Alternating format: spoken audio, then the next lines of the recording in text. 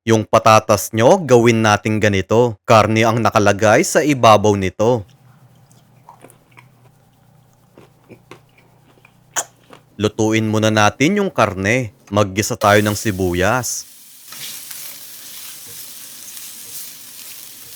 Sunod naman yung bawang. Ground pork ang gagamitin ko dito. Pero pwede naman kung ground beef ang gusto nyo. Maglagay tayo ng asin at paminta pampalasa.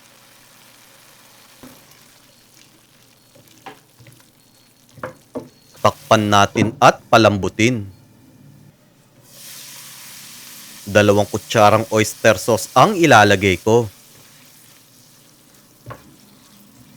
Okay nang giniling natin dito.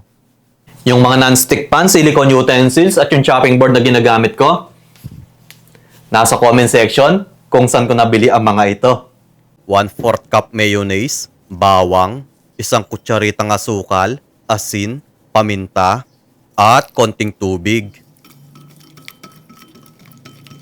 Balatan at hiwain natin yung patatas.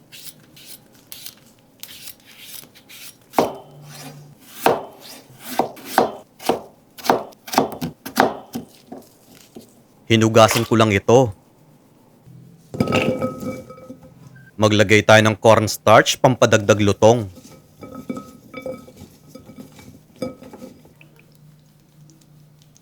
Pirituhin na natin yung patatas.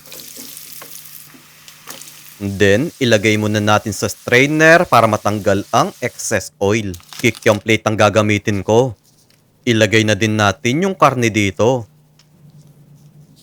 Sunod naman yung mayo garlic sauce.